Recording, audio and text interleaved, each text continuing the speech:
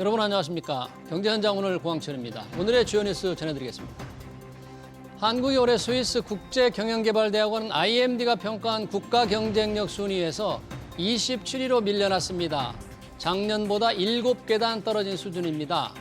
생산성과 노동시장 등을 평가하는 기업 효율성 분야가 23위에서 44위로 21계단 떨어진 게 전체 순위를 추락시킨 주 요인이었습니다. 삼성전자 국내 주요 경영진이 오늘부터 사흘간 글로벌 전략회의를 갖고 중장기 사업 전략을 논의합니다. 글로벌 전략회의는 매년 6월과 12월에 하는 연례회의인데요. 관세 전쟁과 중동 지역 지정학적 리스크로 대외 불확실성이 커진 상황에서 생존 전략을 모색합니다. 미국이 상호 관세를 90일간 유예한 이후 처음으로 영국과 무역협정에 서명했습니다. 트럼프 대통령이 서명한 행정명령에 따르면 미국은 영국산 자동차 수입에 연간 10만 대까지 25%보다 낮은 10% 관세율을 적용하기로 했습니다. 양국 정상이 지난 5월 합의했던 철강 관세의 전면 철폐는 포함되지 않았습니다. 정부가 2차 추가 경정 예산안에 포함할 민생회복 소비 쿠폰 지급 대상을 전 국민으로 하되 취약계층에는 추가로 지원하는 보편적인 차등 지급을 원칙으로 삼기로 했습니다. 이렇게 될 경우 소득계층에 따라 15만 원에서 50만 원까지 지급될 예정인데 19일 국무회의에서 정부안을 확정한다는 계획입니다. 민생지원금의 타당성 이어지는 집중진단에서 살펴보겠습니다. 경제현장 오늘은 SBS BJ앱과 유튜브에서 실시간 시청 가능합니다. SBS BJ앱을 다운받아 시청하면 더 많은 정보와 뉴스를 볼 수 있습니다.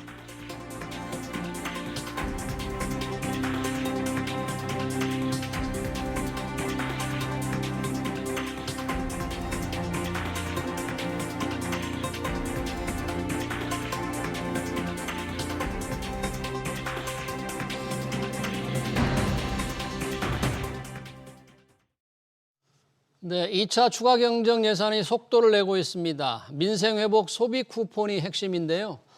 최대한 빨리 주자는 게 정부와 여당의 분위기여서 전 국민에게 뿌리고 취약계층에는 더 얹어주자는 쪽으로 방향이 잡히고 있죠. 소비 쿠폰을 이렇게 뿌려도 되는지 두 분 의견 들어보겠습니다. 김현동 배재대 경영학과 교수, 강민욱 고려대 경제학과 교수 나오셨습니다. 어서 오십시오. 네, 반갑습니다. 안녕하세요.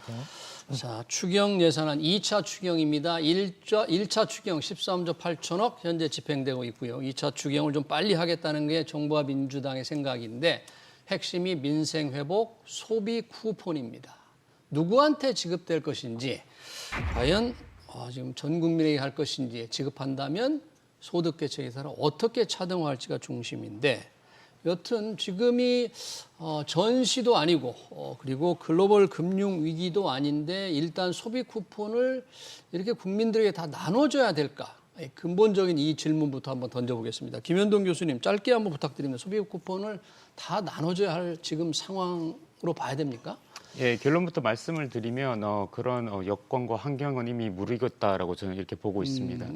그 이유를 몇 가지 이제 짧게 말씀을 드리면 사실 지금 현재 우리나라 경제 상황이 경제 위기까지는 아니더라도 위기에 가까운 굉장히 심각한 침체 상황이 지금 있다라고 이렇게 볼 수가 있습니다. 왜냐하면 작년 말 같은 경우에 지금 한국은행이 금년, 그러니까 2025년 올해 경제 성장률을 2% 가깝게 1.9%로 예상을 했었었는데 지금 계속된 하향 조정을 통해 가지고 지금 최종적으로 최근까지 5월 달인가 마지막일 건데 0.8%로 이렇게 대폭 낮췄습니다. 네. 물론 뭐 한국은행뿐만이 아니라 정부도 마찬가지고 대내외 금융기관에서도 모두 그런 똑같은 수정 전망을 했습니다. 그렇기 때문에 지금 이렇게 급격하게 성장률이 성장 엔진이 식어버린 상황에서는 적극적인 확장 재정 정책이 필요한 상황인데 물론 이제 뭐 소비 쿠폰만으로 이렇게 경제 꺼져가는 경제의 어떤 성장 엔진을 되살릴 수는 없습니다만 급격하게 어떻게 보면 경제적으로 어떤 피가 수혈돼야 되는 그런 부분들, 예를 들어 뭐 소상공인이라든지 아니면 취약계층 이쪽에 뭔가 지금 온기를 돌 수 있도록 하기 위한 그런 어떤 장치로서는 분명 효과가 있다라고 이렇게 보고 있습니다. 네, 지금 경제 성장률 전망치가 0%도 떨어지니까 얼른 온기를 불어넣기 위해서 필요하다. 국민들에게 나눠줄 필요가 있다. 강민욱 교수님도 혹시 그런 부분에 대해서 좀 동의하십니까? 그렇게 생각하십니까? 예, 저도 어느 정도 동의하는 바입니다. 그 소비 쿠폰에 대한 방향성 자체는 동의를 합니다. 예. 일단 코로나 이후에 엄청나게 소비가 줄어들었죠. 그렇지만 그 후유증이 아직까지도 지속되고 있습니다. 예. 가계부채가 증가하는 바람에 소비자들이 소비를 할 수 있는 여력이 별로 없는 것 같습니다. 각종 그런 데이터를 보더라도 지금 소비 심리가 너무나 위축되어 있는데 예. 거시 경제적으로 봤을 때는 이러한 소비를 끌어올리는 것이 정부로서는 첫 번째 목표인 것 같습니다.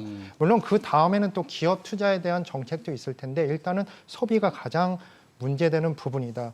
또한 이제 이재명 정부가 이제 후보자 시절부터 말해왔던 그 취약 계층에 대한 도움을 주는 것이 정부의 역할이다 그러는 것인데 지금 취약 계층한테는 25만 원, 50만 원 정도의 돈이 상당하게 큰 액수입니다.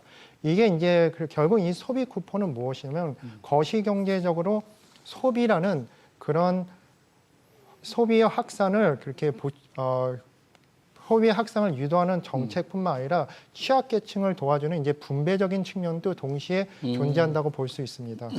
네, 분배적인 측면도 있다. 소비를 살려야 한다는 게 두 분에 공감한다. 그래서 방향성 이렇게 나눠주는 게 좋겠다. 지금 상황이 사실 시장에 가보면 정말 어려운 건 이해가 됩니다. 뭔가 좀 불을 떼지 않으면 안 될 상황인 것 같은데 그러면 이게 공짜가 아니기 때문에 지금 이름은 민생회복 소비 쿠폰이에요.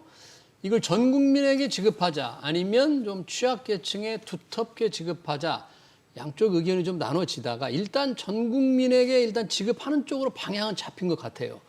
전 국민에게 지급해야 됩니까? 아니면 좀 고소득계층들은 주식 투자나 부동산으로 참 소득이 많이 늘어날 텐데 그런 분들께도 줘야 할까요? 어떻게 보십니까? 대상을 굳이 전 국민으로 해야 되겠습니까? 제 생각에는 이제 고소득층은 제외하고 정말 도움이 필요한 그런 하위계층이라든지 이런 분들에게 집중적으로 돈을 지급하는 것이 저는 맞다라고 생각을 고소득층은 합니다. 아예 주지 말아야 된다. 말아야 된다라고 저는 생각을 하고 있습니다. 왜냐하면 근데 물론 이제 선별하는 것은 항상 논란을 낳습니다. 어디까지 지원해주고 어디부터 그러면 배제할지에 대해서 불만이 나올 수밖에 없습니다만 네. 그럼에도 불구하고 고소득층은 제외하는 게 맞다라고 저는 생각을 하고 있고요. 지금 아직 확정된 것은 아니지만 민생회복 지급 쿠폰과 관련된 지급의 기본 계획을 보면 일단 전 국민들에게 지급하는 것으로 지금 그렇게 이야기가 나와 있는데 소득 상위 특히 이 고소득층에 왜 지원을 말아야 되는가 두 가지 정도 이야기를 해볼 수가 있습니다. 첫 번째가 뭔가 하면 항상 공짜가 아니기 때문에 재원 소요가 드는 겁니다. 그러면 그 재원을 어떻게 마련할 것인가 일단 그 문제가 있는 거고요. 두 번째 같은 경우에 뭔가 하면 고소득층은 어차피 지금 소비 여력이 큽니다. 소득이 많기 때문에 추가적으로 돈이 들어온다고 해서 소비를 증가시키는 건 아니고 물론 이제 이 소비 쿠폰이라는 게 아마 지금 정부에서 이야기가 되고 있는 게 바로 뭔가 하면 사용 기한이 정해져 있어가지고 그 안에는 이제 써야 된다라는 거 되어 있는데 그걸 쓰면 다른 소비를 줄이는 이른바 이제 구축 효과라는 것이 발생할 가능성이 있습니다. 네. 그러니까 순증하지 않는 거죠.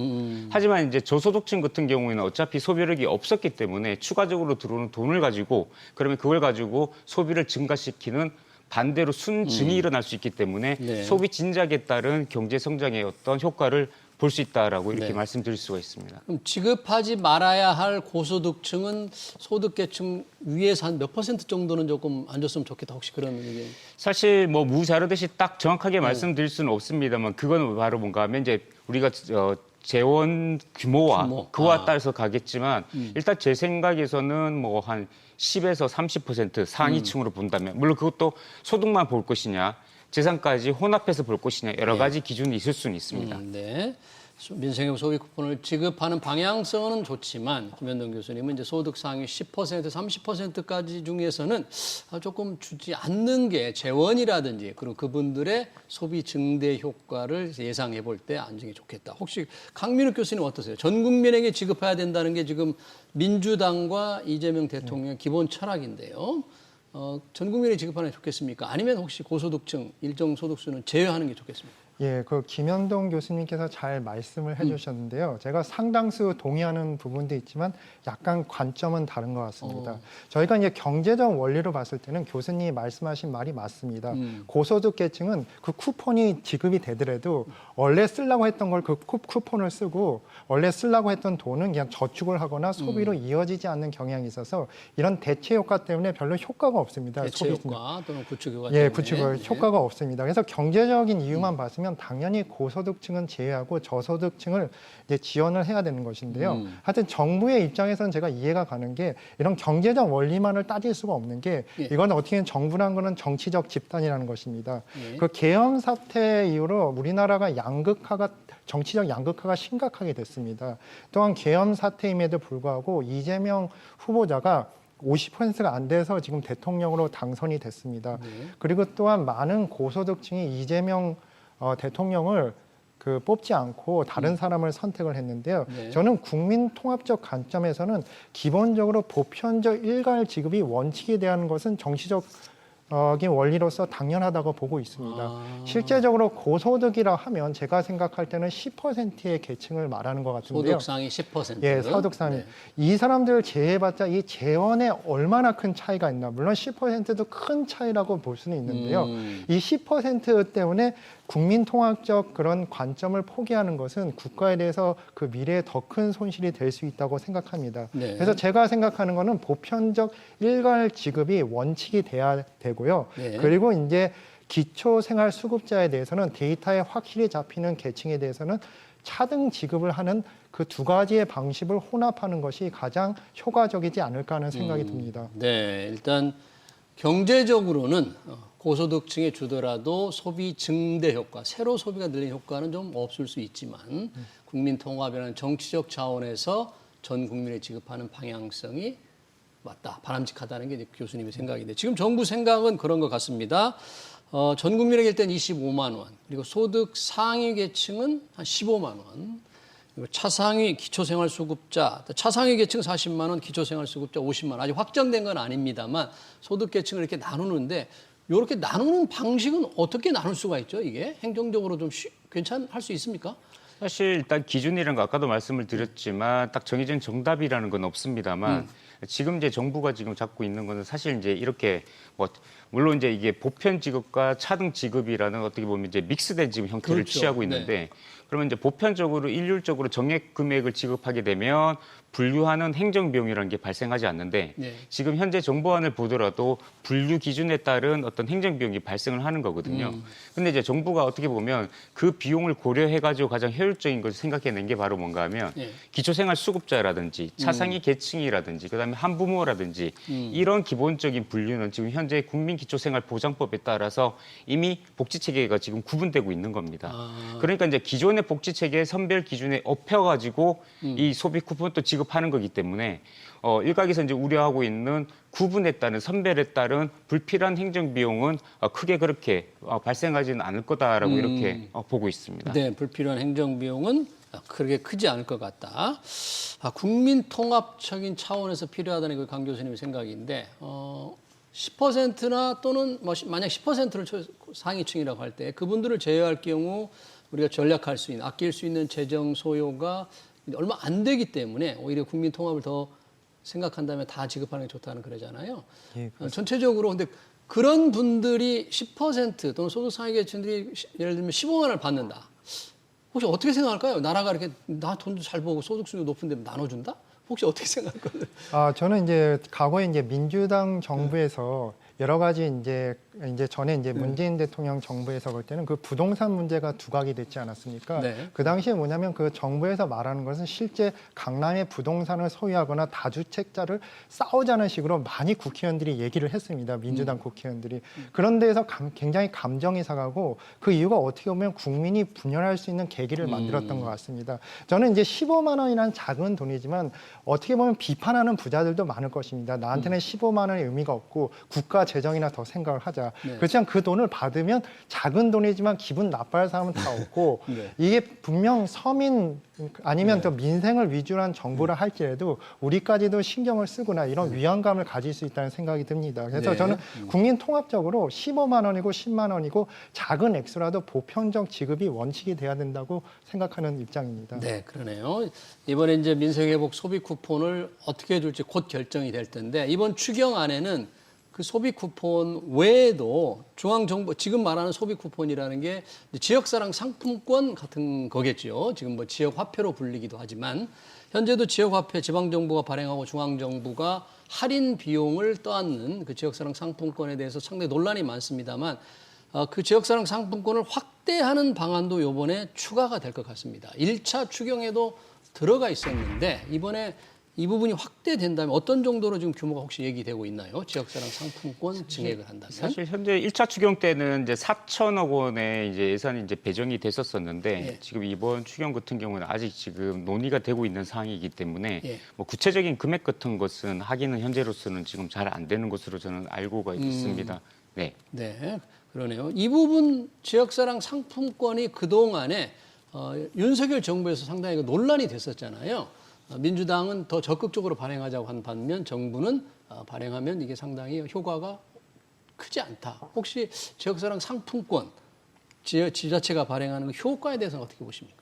사실 이제 뭐 여기에 대해서는 이제 여러 가지 연구가 나와 있습니다. 상반된 연구 결과가 나와 있는데 지금 현재 이제 우리 경제 상황으로 보자면 이 우리 지역 화폐, 지역 사랑 상품권이나 지역 화폐 같은 경우에는 어느 정도 이제 소비 진작 효과는 있다라고 저는 생각하고 있습니다. 이것도 최근에 뭐 한국은행 이창용 총재도 요 소비 쿠폰의 어떤 긍정적인 효과에 대해서는 언급했을 정도로 네. 거기에 대해서는 어느 정도는 조금 정리가 되지 않았을까. 다만 이제 논점이 바로 뭔가 하면 어느 정도의 효과가 있을 것이냐, 어느 정도? 경제 진작에 어느 정도 효과가 있을 것이냐. 또 두 번째가 바로 뭔가 하면 이 방식을 쓰지 않고 다른 재정 지출 확대의 어떤 수단을 통했을 때 지역 화폐를 썼을 때보다 더 소비 진작 경제 성장률이 어떻게 보면 기여할 수 있는 부분이 있지 않느냐. 이런 부분이 지금 사실 이제 논란이 되고 있다라고 보는데요. 예. 아까도 말씀드렸지만 이 지역 화폐만으로 지금 현재 경제 위기를 타개하겠다라는 것은 아니고 어떻게 보면 취약계층이 어떻게 보면 뭐 저는 이제 약간 집중해서 지주하는 입장이기 때문에 그런 분들에게 지급하는 목적이 충분한 의미가 있기 때문에 그 점에서는 긍정적이다라고 저는 이렇게 생각하고 있습니다. 네, 이제 지역사랑 상품권, 지역화폐의 소비 효과인데 아까 고소득층의 경우에는 말씀을 하셨잖아요. 15만 원 준다고 해서 15만 원 소비가 더 늘지 않을 수 있기 때문에 효과가 좀 의문스럽다 그런데 실제 이 소비 쿠폰의 소비를 진작시키는 효과는 경제학계에서는 어느 정도로 뭐 분석 같은 게 좀 있습니까? 만약에 1인당 25만 원을 나눠줬다. 그러면 25만 원어치의 소비 실제 진작 효과가 있을지 어느 정도 있을까요? 일단은 이제 그 소비 쿠폰에 대한 장점을 뭐냐면 그 소비 쿠폰은 기간이 있습니다. 이 기간 안에 써야 된다는 것이 있습니다. 물론 그 기간이 충분한 기간임에도 불구하고 인간은 굉장히 심리적으로 뭔가가 이 기간을 놓칠 수 있는 위험성이 있으면 빨리 써버립니다. 예. 그래서 이런 기간을 설정하기 되기 때문에 대부분의 이제 취약 계층 경우는 거의 이제 일주일 안에 그 소비 쿠폰을 많이 쓴다는 연구 결과가 있고 여러 가지 이제 논문 중에서 이제 이 효과에 대해서는 여러 가지인데 대체적으로 50% 정도의 효과가 있다. 거시경제적 50%. 예, 그런 효과가 있습니다. 그리고 이제 지역 화폐에 대해서도 이제 한 말씀을 드리면 이제 1차 추경에는 4천억이 투입이 되고 이제 2차 추경은 그 이상이 투입이 될 것 같은데 지역 화폐 같은 경우는 실제적으로 그 화폐에 대해서 정부가 어느 정도 보조를 해줍니다. 그러니까 제가 이제 1,000원짜리 지역 화폐를 사면 저는 900원만 내고 100원은 정부에서 지원을 해주는데 많은 사람들이 이제 지역 화폐가 소비 효과가 있냐 이런 얘기를 많이 물어보는데 제가 생각하는 지역 화폐의 가장 중요한 것은 뭐냐면 돈이 지역으로서 순환시키는 그런 강제성이 있습니다. 왜 그러냐면 지역 화폐라는 것은 그 지역에서 그리고 소상공인 그리고 자영업자한테 쓸 수 있기 때문에 그 돈이 지역에서 쓰는 것이고 그 돈을 받는 그 매출 입장에서도 지역의 매출로서 잡힙니다.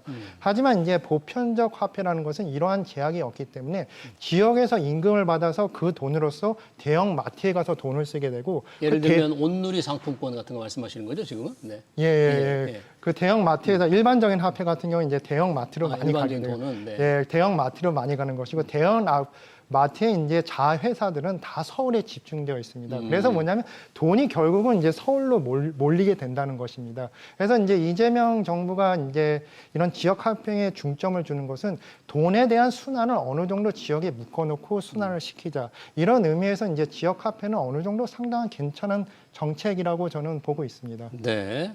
자, 이 소비 쿠폰의 효과가 대체로 한 50% 선이다. 우리 강민욱 교수님은 이렇게 연구 결과를 좀 소개를 해주셨는데 혹시 이 소비 효과 몇 퍼센트 소비를 늘리는 데 기여할 것이냐에 관해서는 혹시 우리 김 교수님 어떤 생각을 가지고 계세요? 이 부분에? 사실 뭐 지금 아까도 제가 말씀드렸다시피 지금 연구 결과는 굉장히 조금 사실 좀 다양한 편이긴 합니다. 어느 학자가 어떤 방법 모델링을 썼는지에 따라 달라질 수 있는데 극단적으로 보면 효과가 없다라는 사실 그런 연구 결과까지도 있고 또 연구 이제 효과가 있다라고 지금 보는 결과도 있고 지금 그렇게 어떻게 보면 스펙트럼이 다양하기 때문에 그걸 뭐 이제 뭐 산술 평균으로 제가 말씀드린 큰 의미가 없을 거고 하지만 그래서 우리가 결국은 이제 집단 지성처럼 여러 연구 결과를 종합적으로 봤을 때 그럼 어느 쪽으로 정도로 가능성이 높으냐라고 했을 때는 이제 소비 진작 효과가 있다라고 이렇게 이제 이야기하는 것이 맞다라고 이제 말씀을 드렸던 겁니다. 효과가 있다. 그러나 어느 정도 있느냐는 건 연구 결과마다 조금씩 다르기 때문에 맞습니다. 조금 이제 실제 상황이 또 어떤 상황이고 또 소비 계층에 따라서도 소비 진작 효과가 달라질 수도 있고요.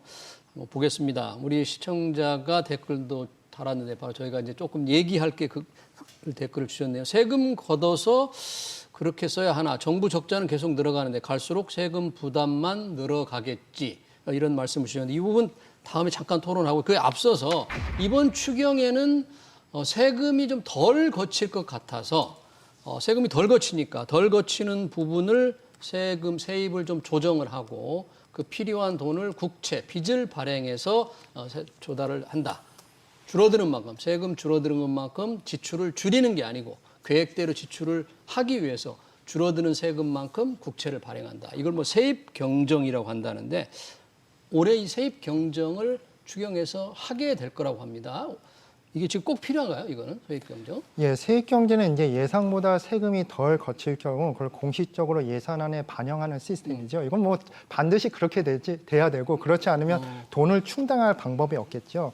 근데 이 세수 결손 그리고 세입 경정이 이제 몇 년째 계속 일어나는 것은 우리나라 경제에서는 상당히 심각한 문제라고 볼 수 있습니다. 이것은 두 가지 문제가 있는데 구조적으로 우리나라가 저성장에 늪에 빠졌다는 것이고 또 두 번째는 뭐냐면 정부가 정확하게 우리나라의 현재 수준에 대해서 제대로 파악하지 못한다는 이 정부의 약간은 무능력함이 보여지는 부분이기도 합니다. 경제 상황을 제대로 파악하지 못한다 그런 얘기죠? 예, 그럼요.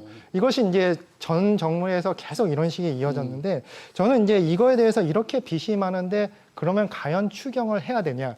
이거에 대해서는 제가 이제 정확하게 말씀을 드리면 현대 경제 학에서는 이런 문제에 대해서 다른 쪽으로 생각합니다. 이게 개인의 같은 경우에는 만약에 저 같은 경우는 만약에 직장에서 해고되고 갑자기 수입이 줄었을 때는 소비를 줄이고 또한 저축을 많이 함으로써 이런 문제를 타개를 해야 될 텐데 국가로서는 뭐냐면 그 지출을 많이 한다는 의미가 새로운 미래에 대한 투자를 한다는 의미입니다. 그래서 미래의 경제 성장을 올려서 지금은 세금이 적게 거치지만 미래의 경제 성장을 올려서 조세를 증가시켜서 미래에 그 돈을 갚겠다는 그런 의도가 있는 것입니다. 예. 그렇기 때문에 뭐냐면 세수 결손이 일어나고 세입 경정이 일어난다고 그 국가의 세금이 조금 거친다고 추경을 하지 말자라는 의견은 저는 동의하기 어렵습니다. 네. 그럼에도 불구하고 잠깐 말씀드리면 어떠한 정부든지 항상 추경에 대한 유혹이 있습니다. 그 이유는 뭐냐면 우리나라 정부나 뭐 세계 정부도 마찬가지로 임시적으로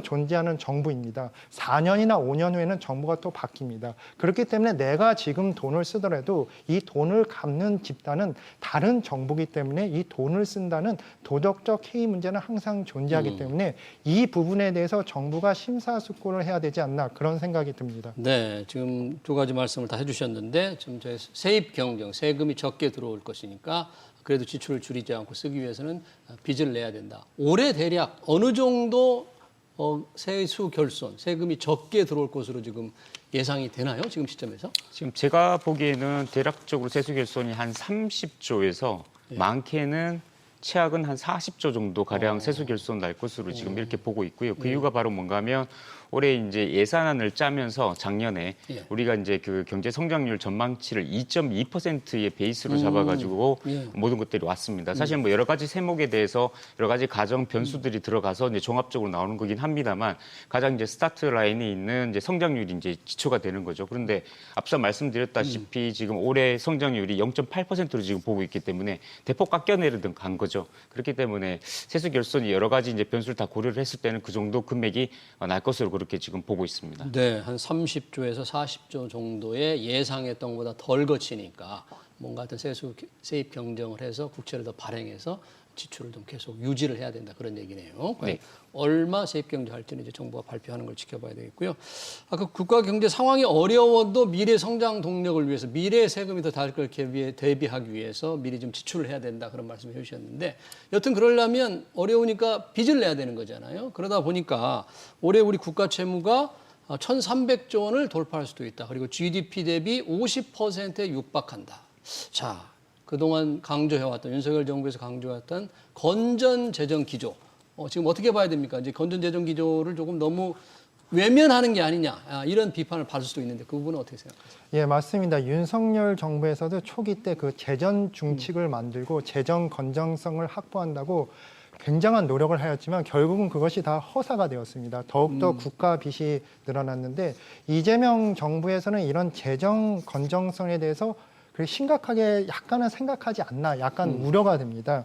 실제적으로 이제 이재명 대통령이 후보 시절에 말한 것은 우리나라 빚이 그렇게 많지가 않다. 네. OECD 평균이 뭐냐면 80%에서 GDP 대비 국가 채무가 80%에서 90% 이상이 되고 미국은 100%가 넘어가고 일본 같은 경우는 200% 정도다.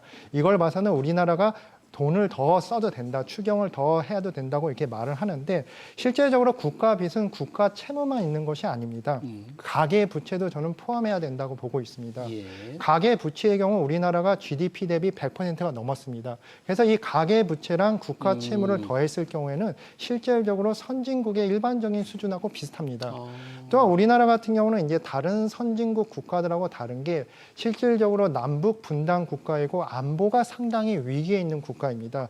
보통 우리나라 국민들이 봤을 때는 뭐 이렇게 안전하다고 생각하는데 외국 투자자가 봤을 때는 상당히 불안한 국가입니다. 이런 국가는 뭐냐면 더욱더 확고하게 다른 나라에 비해서 그 신용도를 지키는 노력을 해왔던 것이고 이러한 신용도를 지키는 노력의 일환으로서 지금 국가 채무가 다른 국가에 비해서 낮은 것인데 이거에 대한 원칙을 세우지 않으면 미래의 경제에서 상당히 어려움이 있을 것이라는 생각이 듭니다. 네, 그러니까 지금 추경을 통해서 민생회복 소비 쿠폰을 나눠주더라도 뭔가 건전 재정을 너무 막 쓰지 않겠다는 확실한 뭔가 입장도 좀 나와야 된다. 동시에 좀 필요하다.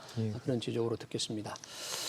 자, 마지막으로 한국은행도 지금 기준금리를 낮춰가는 추세입니다. 이재명 정부는 재정 지출을 확장하는 추세입니다. 돈이 더 풀어지는데 자, 이렇게 될 경우에 소비가 늘어나는 효과도 있겠지만 증시라든지 부동산 시장, 자산 가격만 좀 오르는 그런 부작용 좀 우려되지 않습니까? 어떻게 보세요? 일단 집값은 이제 서울을 기준으로 봤을 때 네. 강남, 서초, 송파는 이제 윤석열 정권 때도 이제 견조하게 계속 좀 상승하고 있는 그런 추세가 있었는데 지금 이제 이재명 정부가 출범하고 난 다음에 그 좀 상승세가 이제 서울 전역을 지금 확산되는 그런 분위기도 있긴 합니다. 그래서 지금 기준금리라든지 이런 것들이 인하로 인해서 이제 자산 시장에 어떤 큰 충격을 주는 것이 아니냐라는 그런 이야기도 있는데 사실 이제 뭐 두 가지 정도를 한번 생각해 볼 수가 있을 것 같습니다. 기본적으로 한 주담대의 90% 정도가 지금 보면 우리가 코픽스가 아니라 이제 금융채를 기준으로 하고 있습니다. 그 네. 말은 무슨 말인가 하면 이제 금융채를 기준으로 하고 있기 때문에 고정금리예요. 그래서 지금 기준금리 인하와 이런 것과 관련해 가지고는 당장에 크게 영향이 없을 수도 있다라는 그런 하나의 가능성이 있고요. 게다가 지금 이제 7월 1일부터 이제 우리가 지금 이제 저 DSR 새로 이제 3단계 지금 실시를 또 하고 있기 때문에 어쨌든 레버리지를 일으켜서 부채를 통해 가지고 또 집을 장만하는 것과 관련해서는 또 하나의 또 규제가 발생하고 있기 때문에 물론 이제 그 전에 마지막에 이제 막차를 타자라는 입장에서 또 많은 이제 집을 좀 살려고 하는 시도도 있을 수는 있겠습니다만 아무튼간에 이제 그런 부분은 조금 우리가 한번 생각해 볼 문제다. 다만 이제 이재명 정부가 지금 너무 일찍 카드를 꺼내보는 게 바로 뭔가 하면 세금으로 집값은 잡지 않겠다라고 그런 이야기한 말을 것이 했었죠. 예, 네. 그거는 저는 조금 적절치 않다라고 생각을 하고 네. 있습니다. 물론 이제 세금으로 집값을 누를 수는 없지만 유효한 여러 가지 수단 중에 하나거든요. 근데 그거를 굳이 그렇게 미리 오픈할 필요가 있었을까라는 그런 아쉬움이 있습니다. 네, 알겠습니다. 속도를 내고 있는 2차 추가 경정 예산 그리고 민생 회복 소비 쿠폰 얘기 관련 토론 여기서 마치겠습니다. 지금까지 김현동 배재대 경영학과 교수, 강민우 고려대 경제학과 교수였습니다. 고맙습니다.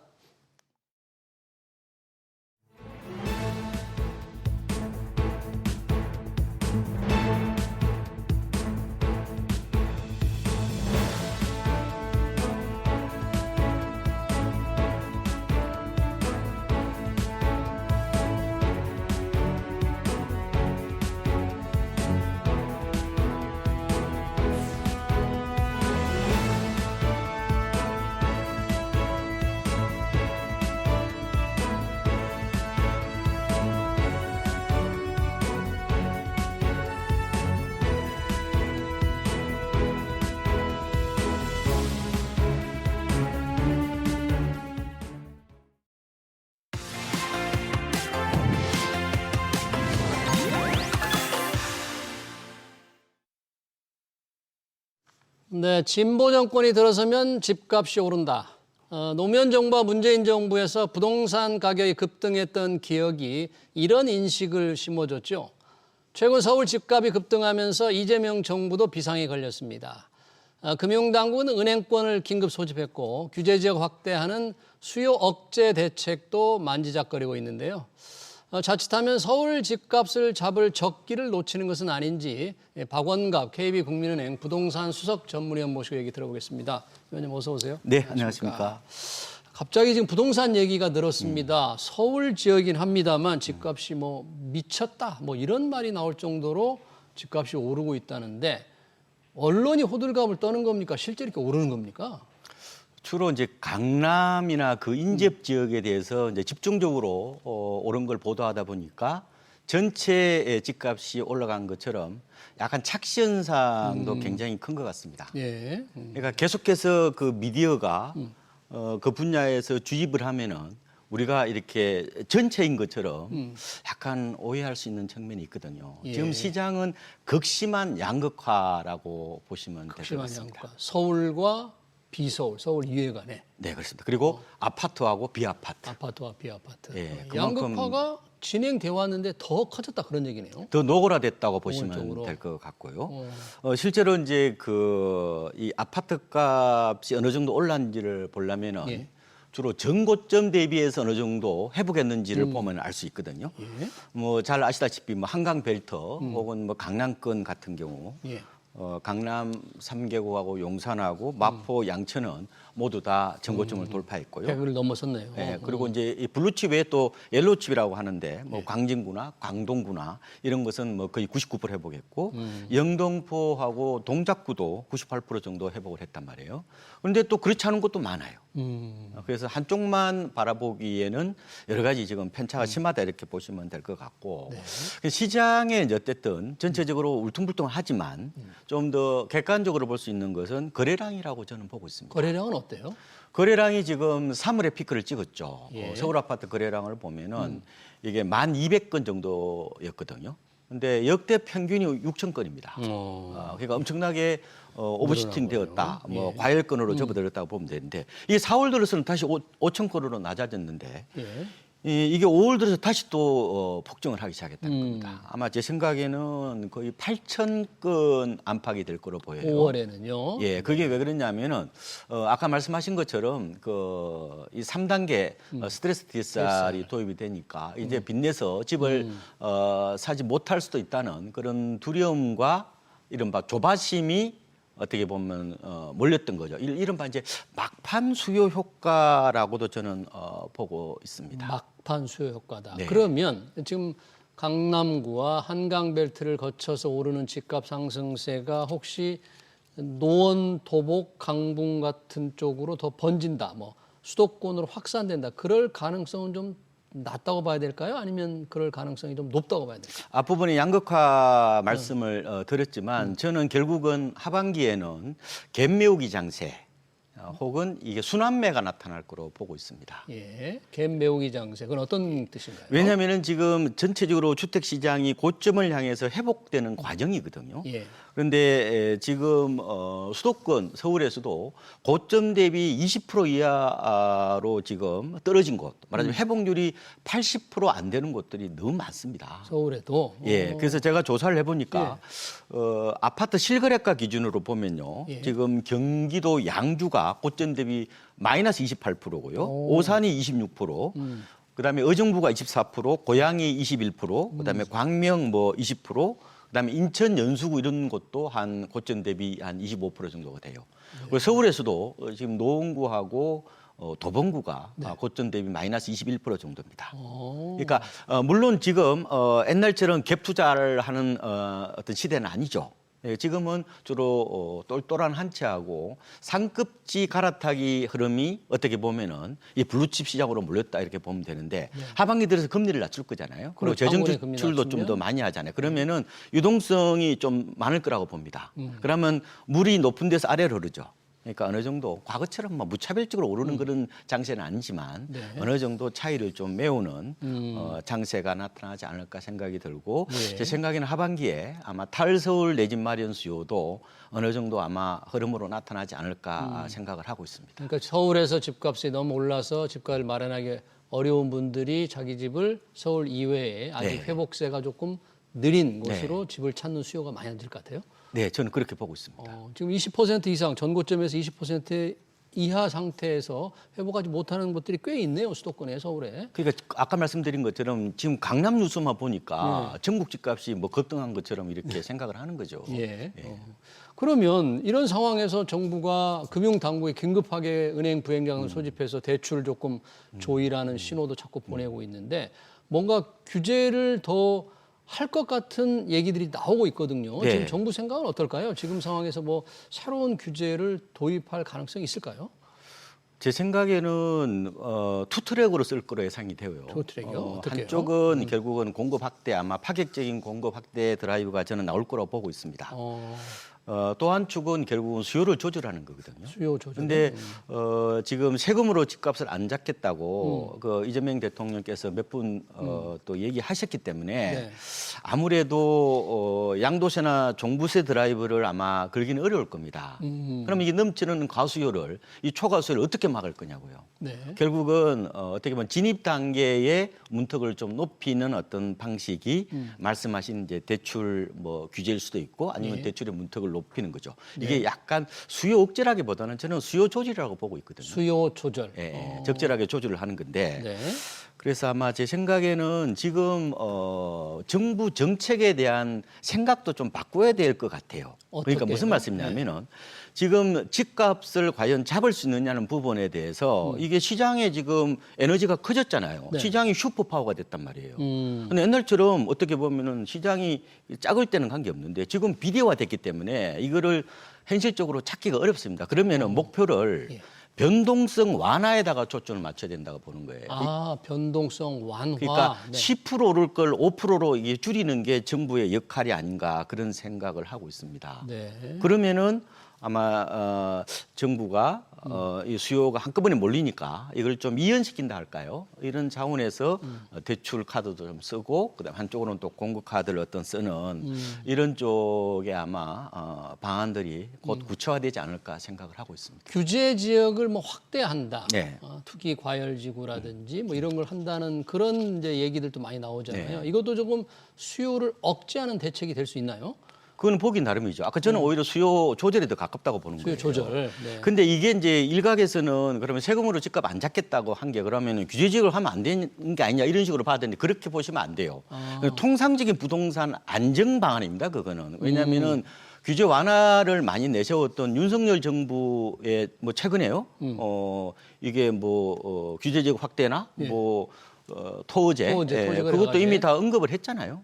그럼 어떻게 보면 정책이 상충되느냐 그렇게 볼 수 있는데 그렇게 아니고 그거는 전체 국정 과제의 어떤 그런 방향성하고 디테일한 부분에서 안정 방안을 펼쳐 나가는 데서는 약간 어떻게 보면은 편차가 있을 수 있는데 그거는 뭐 어찌 보면 정부가 통상적으로 하는 일이다 이렇게 저는 보고 있습니다. 네. 예, 예.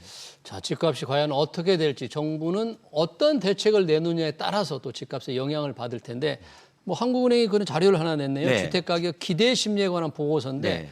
집값 상승 기대 심리가 커지면 우리가 말하는 연끌, 네. 패닉 바잉이 나타난다. 뭐 지금 패닉 바잉 상황이라고 지금을 규정할 수 있을지 모르겠습니다만 연끌 패닉 바잉이 나타나면 한 8개월 전후로 해서 후에 집값이 오른다. 네. 지금 그런 상황인가요? 이런 분석은 어떻게 보세요? 그 이제 심의 지표하고요. 네. 주로 이제 표본 통계를 쓴 겁니다. 음.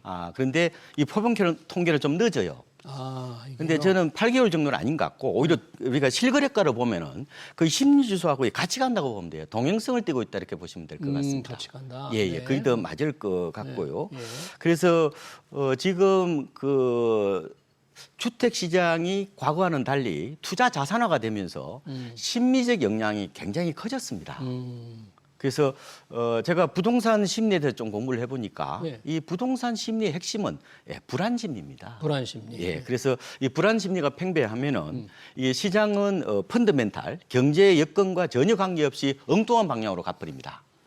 그만큼 이게 심리 안정이 이제 필요하다 이렇게 보는데 그러니까 지금 어떻게 보면 경기가 어떻게 보면 역성장이잖아요. 그럼요. 그런데 왜 집값 왜 오르갑니까? 예, 여기에 상황이 바로 그렇게 안 좋은데. 예, 그게 바로 기저의 불안 심리가 어떻게 보면 깔려 있다 이렇게 보시면 될 것 같고 네.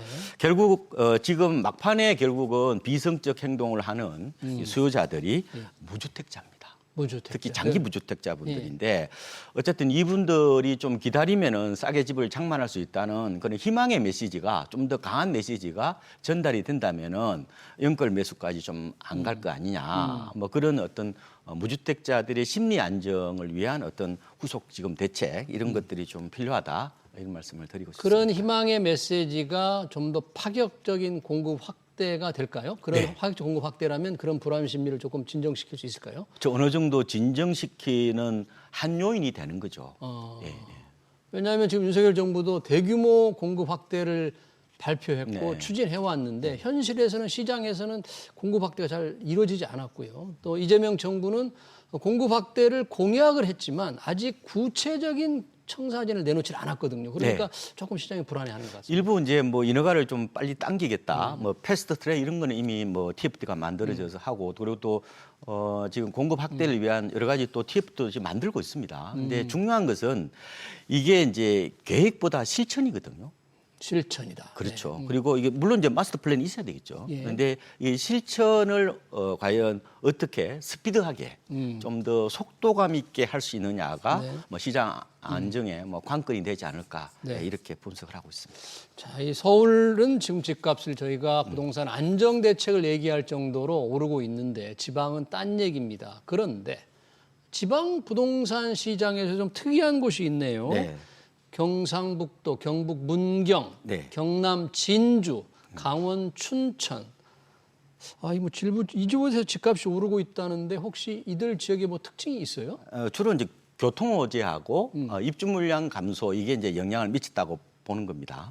그래서 우리가 두루뭉실하게 보지 마시고요. 예. 좀 더 깊게 들어가 보셔야 되는데 지방은 제 생각에 약간 다극화되고 있는 구조라고 보시면 됩니다. 다극화되고 있다. 울퉁불퉁한 거죠. 동네마다 다 다른 거죠. 예. 그래서 일단은 말씀하신 대로 이제 문경이나 상주나 뭐 영주 같은 경우는 작년 12월에 그 안동에서 영천으로 이어지는 중앙선이 이제 복선 구간으로 개통된 그 영향을 좀 미친 것 같고요.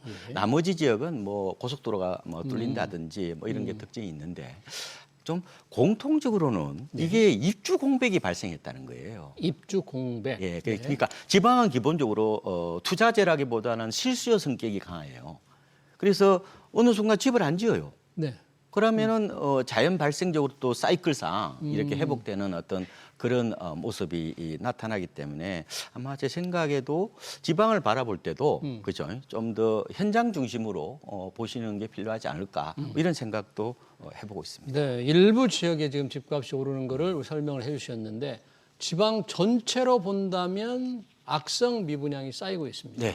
윤석열 정부에서도 골치 아픈 과제인데 이재명 정부 역시 이 문제를 그냥 넘길 수 없을 것 같은데 무슨 해결 방안이 있을까요?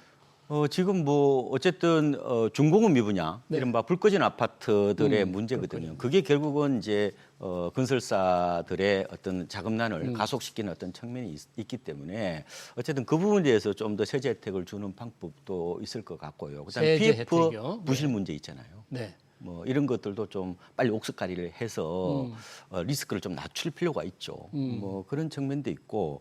그런데 저는 지금 건설 시장하고요. 네. 아파트 매매 시장은 약간 차이가 날 수 있습니다. 어떻게요? 네. 이 아파트 매매 시장은 저는 하반기 들어서 약간 좀 숨통이 트지 않을까 생각이 지방 아파트 매매 시장 말씀하시는 거죠? 그러니까 이게 이제 그 지방은 7월부터 DSR 스트레스 있지 않습니까? 이걸 6개월 유예하기로 했거든요. 그리고 금리도 인하되죠. 예. 집값이 싸면은 대출 규제보다 금리 인하에 훨씬 더 민감하게 움직이는 특성이 있습니다. 아니 뭐 집값 싸니까 대출 낼 이유가 없잖아요. 네. 그리고 이번에 이제 대선 공약에서 세종시 완성을 내걸었죠. 네. 그다음에 2차 공기업 이전 그걸 임기 내에 로드맵을 수립하겠다고 공기업 얘기했습니다. 이전. 네. 이게 어떤 의미가 있냐면요. 네. 수도권의 튼실한 주택 수요잖아요. 이게 남아하는 어떤 그런 측면이 있거든요. 그래서 제가 올 하반기 트렌드를 갭매우기나 약간 그 순환매 말씀을 드렸는데 네. 물론 지방이 갑자기 좋아지겠습니까? 그죠? 네. 네. 구조적 문제이긴 한데 그렇지만 제 생각에는 최악의 국면이 서서히 좀 이렇게 저는 마무리되고 있던 그런 느낌이 들고 예. 왜냐하면 2011년대 있잖아요. 네. 수도권 하우스포 때문에 고통을 겪었지만 그때 당시 부산에는 1년에 집값이 실거래가로 16.5% 올랐습니다. 혁신도시하고 뭐냐면은 예. 이 공기업 내려온다는 이런 기대감 때문에 그런 네. 거거든요. 그래서 제 생각에는 뭐 동네마다 좀 다를 수는 있지만 전체적으로 보면은 조금은 그냥 좀 나아질 거다. 뭐 이런 좀 긍정적인 생각도 좀 해보고 네, 있습니다. 지방 아파트 매매 시장은 조금 하반기에 분위기가 호전될 수 있다. 세제 부분에서 정부가 아까 네. 말씀하신 세제 혜택이라는 건 뭐 양도세 면제 같은 네. 걸 얘기하는 건가요? 지금 뭐 중공업 미분양에 대해서는 양도세 특례가 있습니다. 중공업 미분양. 그런데 우리가 글로벌 금융위기 때 중공업 미분양이 아니라 일반 미분양에 대해서 했었거든요. 네. 근데 그걸 일각에서는 해달라고 얘기를 하는데 그건 아마 제가 정부 입장에서는 좀 조심스러워하는 것 같고 그건 좀 꺼리는 것 같고. 예, 네. 취득할 때에 여러 가지 좀 이렇게 그 세율을 좀 낮춰주는 뭐 이런 것들은 충분히 저는 고려를 해볼 필요가 있다. 왜냐하면 지방도 3주택부터는 이게 8%거든요. 취득세가 지방도. 네. 이 부분들을 조금 더 한 단계 낮춰주는 거, 예. 뭐 그런 것들은 일단 좀 더 완화를 해보고, 뭐 만약에 조금 달아오르면은 다시 뭐 은이질 한다든지 하는 방법도 필요할 것 같다. 뭐 이런 생각을 해보고 있습니다. 네, 잘 들었습니다. 최근 부동산 시장 서울 위주로 집값이 오르는 상황 관련 얘기 잘 들었습니다. 지금까지 박원갑 KB국민은행 부동산 수석 전문위원이었습니다. 위원님 고맙습니다. 네, 고맙습니다.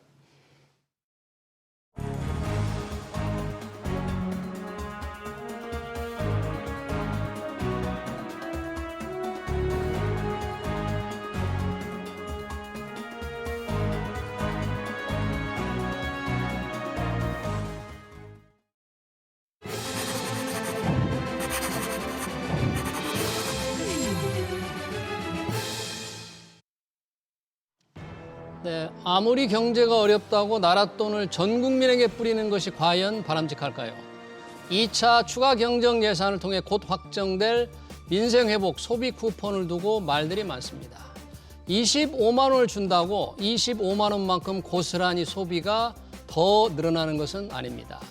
실제 소비 효과는 30%에서 50% 안팎에 불과하다는 분석도 있죠. 나라 국간이라도 풍성하면 모르겠는데 올해도 수십조 원의 빚을 내야만 하는 상황입니다. 그런데도 꼭 돈을 퍼붓겠다면 효과가 더 높은 R&D나 설비 투자 지원에 쓰는 게 어떨까요? SBS 비즈 경제 현장을 여기서 마치겠습니다. 시청해주신 여러분 고맙습니다.